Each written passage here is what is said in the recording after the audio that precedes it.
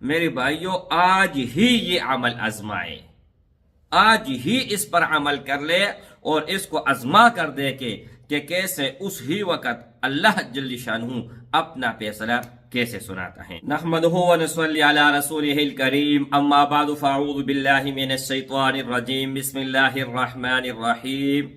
السلام علیکم ورحمۃ اللہ وبرکاتہ۔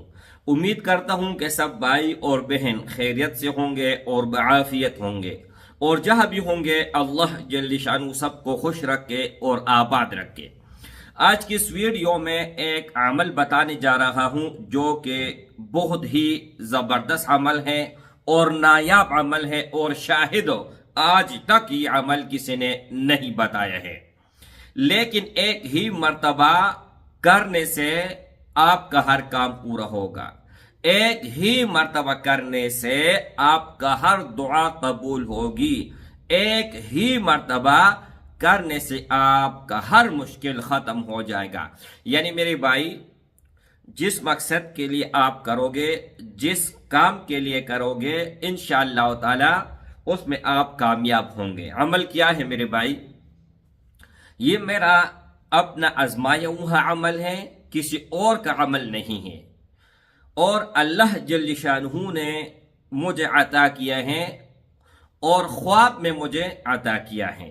جب بھی میں سوتا ہوں تو کوئی نہ کوئی عمل اللہ جل شانہ عطا کرتا ہے، اور اس ہی جو عمل عطا کرتا ہے اس ہی پر عمل کرتا ہوں اور وہ پڑھتا ہوں، تو اللہ جل شانہ اس ہی دن ان کا نتیجہ مجھے نکال کے دے دیتا ہے۔ اچھا، اور بہت بھائیوں بہت بہنوں کو میں نے دیا ہوا ہے، ان کا تجربہ بھی ہے اس پر، انہوں نے بھی آزمایا ہوا ہے اور اللہ نے ان پر رحم کیا ہوا ہے۔ اچھا میرے بھائیو، عمل کیا ہے؟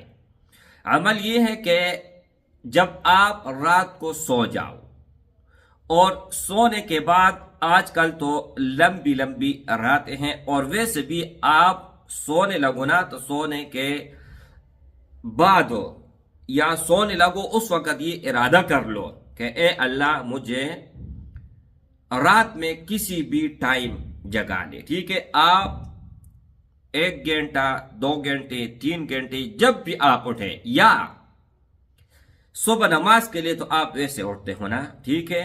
اس وقت آپ اٹھ گئے یا الارم لگائیں، رات کے کسی بھی حصے میں آپ کی آنکھ کھل گئی اور آپ اٹھ گئے، ٹھیک ہے؟